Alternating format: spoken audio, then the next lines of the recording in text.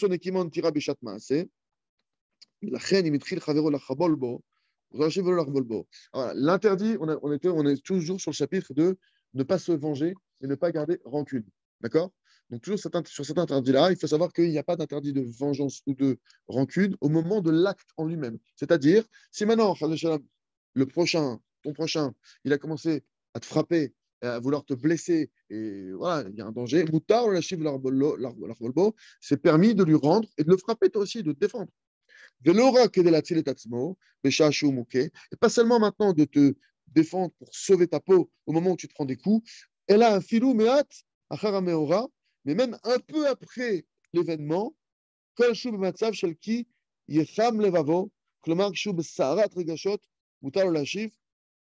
il dit même si c'est juste un peu après l'événement, ça vient de se passer et qu'il lui remet encore un coup, Moutar le lâchiv, il dit c'est permis de lui rendre. D'accord? Et aussi, c'est pareil pour les. On parle dans le cas où son cœur, il précise. On parle de quelqu'un maintenant, on dit moutard. C'est quoi moutard? C'est pas. Est-ce que maintenant la question, c'est est-ce qu'il est en train de transgresser? Est-ce qu'il est en train de transgresser l'interdit de vengeance? Oui ou non? Là maintenant, on te dit, dans le cas où maintenant, il y a une histoire qui vient de se produire. Ok, le type, il a pris des coups et il est en colère et hop, il en remet une. Est-ce que maintenant tu vas dire qu'il transgresse l'interdit de vengeance? Est-ce que ça s'appelle une vengeance? On dit non. Là, on est dans un cas où le type, il est enflammé. Il est en feu, il a une tempête qui lui passe par là. Donc, je ne peux pas me dire que là, c'est une question de vengeance. Ce n'est pas de la vengeance. Il est c'est le feu de l'action qui continue à se produire. Par contre, le type, il rentre chez lui, il réfléchit, il fait un plan, il attend en bas de chez lui 2 jours plus tard. Bon, là, c'est de la vengeance. OK? Encore une fois, là, c'est important de comprendre dans la lacha où je dois me situer. Quand il dit moutard, il faut dire, mais tu n'as pas à te frapper, stable. Là, maintenant, encore une fois, et même aussi pour quelqu'un qui reçoit des humiliations. Moi, je m'attends au Matril, Bemriva, Porea, Knas, Vela Machazir. Comme on le sait dans la Lacha, c'est seulement celui qui commence une dispute, qui a commencé à faire une histoire et qui a entraîné maintenant que, entre guillemets, qu'il y a une grosse dispute. C'est celui qui a commencé maintenant et qui va recevoir maintenant dans la Lacha un Knas, une amende, et pas celui qui va rendre, qui s'est retrouvé dans la dispute et qui s'est fait emporter. Pourquoi? Parce qu'un homme, il n'est pas capable d'écouter maintenant que son prochain, il lui dit des mauvaises choses et de ne pas lui rendre. Vélo, Tifta Torah, Shadam, Yekeven, et la Torah n'a pas demandé à l'homme d'être comme une pierre, Shotek, Limchafaf, qui se tait devant ceux qui lui font du mal. Ah, ok, donc là, on a la lacha. Encore une fois, il faut bien distinguer la lacha. Viraou, il est chacham, la chif derrière Neimoud, velo yechas barbé. Il faut faire attention que quelqu'un qui est chacham, s'il doit répondre, de répondre avec gentillesse, de ne pas le faire avec, de ne pas s'énerver. Il dit, velo yechas barbé, bichal. Bon, les chassidim agdolim, ils tapkim les gamrés, les grands chassidim, ils se taisent complètement. Ve'ena monim davar, ils ne répondent pas. Mais peut-être shachoshem shikbar kaasom, yotam inaraoui, parce qu'ils ont peur que leur colère va les dépasser. On parle de quelqu'un maintenant qui sait qu'il se contrôle. Il sait qu'il se contrôle.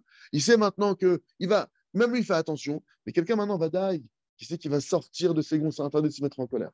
Celui qui se met en colère, c'est Ekilou qui fait Avodazara. Celui maintenant qui frappe Bichlal, celui qui lève la main sur son prochain, c'est après, il est appelé dans la Torah Racha. S'il est appelé Racha, c'est-à-dire qu'il va être jugé comme un Racha. C'est-à-dire que tous ces dynimes qui passent maintenant, tu es d'accord qu'au tribunal, quand un type, il y a un dossier qui arrive, on ne le connaît pas, on ne sait pas d'où il sort, et c'est un type qui a un casier vierge, on va le juger gentiment. Par contre, il y a un type qui arrive, c'est un casier noir, qui est recherché par toute la police, parce que Tandiar, il est recherché partout, les juges, ils vont le fracasser. Quand on te dit, quelqu'un qui lève la main sur son prochain, et que du fait qu'il a dans la Torah, rien que le fait de lever la main sans frapper, il est déjà appelé Racha, ça signifie que maintenant, tout son digne, il passe Racha. Tout ce qui va se passer. Donc, c'est-à-dire pas étonnant que cette personne-là, du présent, elle se prend des coups, elle va prendre des dynimes, mais. Donc là, il faut bien comprendre une chose, on n'est pas en train d'ouvrir la porte. Mais on est en train de t'expliquer que un être humain, Hachem, il nous a créés d'une manière, il ne nous demande pas d'être des pierres. Maintenant, toi, donc là, encore une fois, on parle dans un cas où il y a une tempête. C'est pas maintenant, je suis tranquille, je réfléchis, ce que je vais faire demain, je ne pas faire du mal à qui que ce soit. Maintenant, même les chassidim, Agdolim, ils faisaient hyper attention, même quand on leur faisait des choses de fou, des choses difficiles, de ne pas répondre parce qu'ils ont peur de pas se contrôler. Parce qu'ils savent que si maintenant ils rentrent là-dedans, ils risquent de ne plus se contrôler. Parce que dès l'instant où tu dis maintenant, je vais m'occuper de cette histoire, tu sais jusqu'où tu vas aller derrière? Tu garantis jusqu'où tu vas aller derrière? Tu peux aller très très loin derrière. Et donc, je ne sais pas ce qui m'a pris. Et c'est ça tout le problème. Donc la chorma, hein, parce qu'ils avaient peur que leur colère, elle les dépasse. Et sur eux, ça a été dit, ceux qui se font humilier, ceux qui se font mépriser et qui ne répondent pas, leur mépris, qui écoutent maintenant leur humiliation, qui ne répondent pas, sur eux, le verset il dit quoi? Et et ses bien-aimés sortiront comme le soleil avec puissance. Et ça, on parle avec ton prochain.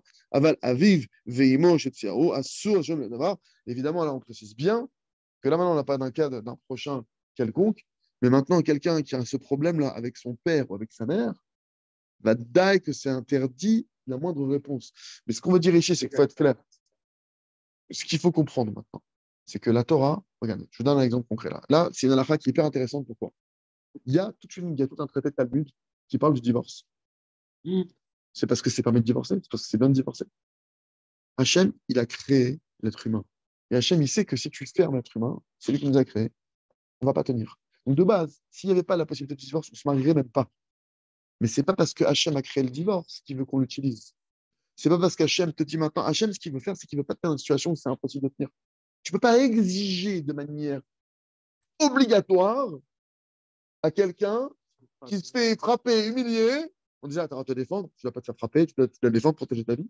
Mais imaginons maintenant quelqu'un, il y a eu une histoire, tu n'es pas en danger, et on exige que maintenant la personne, elle a subi, qu'elle n'a rien dit. La Torah, elle sait que tu es un être humain. La Torah, elle te dit, tu peux répondre, mais il faut que tu fasses attention quand tu réponds, de pas arriver à la colère, de pas arriver à la malédiction, de pas arriver à plein d'autres choses. D'accord? OK? Donc la Torah, elle va te comprendre. Mais maintenant, c'est sûr que si on parle maintenant dans l'absolu, qu'est-ce qui est mieux dans l'absolu? Bien sûr que je ne réponds pas. Évidemment.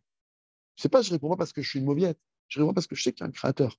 Je sais que ce qui est en train de se passer, c'est pas lui qui est devant moi, c'est que c'est qu'une poupée.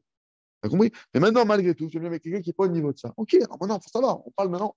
Imaginez, ça, c'est ce genre de cas peuvent arriver devant un tribunal. Le Dayan, il doit regarder les faits et le juge, il va regarder les faits. Qu'est-ce qui s'est passé? Ok. Si maintenant le juge, il dit, bah, il est venu, il m'a frappé, il m'a fait ça, bah, il est coupable. Il m'amende, il va recevoir un digne, il va recevoir un truc. L'autre, il dit non, il est venu me voir.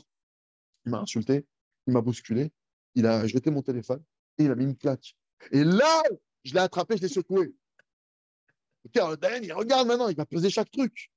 Pour la claque, il va devoir payer comme ça. Pour le téléphone, il va devoir rembourser comme ça. Vous que vous l'avez secoué, est-ce qu'il a été blessé? Il va regarder. Là, on n'est pas. Ok, mais maintenant, concrètement parlant, badaï que. Ok, Chazak, ben Chazak pour la du jour. Et encore une fois, je le rappelle et je le redis, on est en train de voir des klalim, on est en train de voir des règles. Si vous avez un cas particulier, on a un service qui est dédié à ça, de rabbinim qui répondent pour des cas particuliers. D'accord? Et maintenant, on est là pour essayer de comprendre la halakha, comment elle fonctionne entre l'homme et son prochain. Et évidemment que la Torah, elle ne te demande pas d'être une pierre, comme on l'a vu ici. Mais maintenant, il va falloir se connaître, il va falloir savoir comment on doit se comporter ou pas. Donc, n'hésitez pas, en tout cas, si c'est des cas particuliers, à nous poser des questions sur le de vivre. On y répondra avec grand plaisir. Chazak pour la halakha.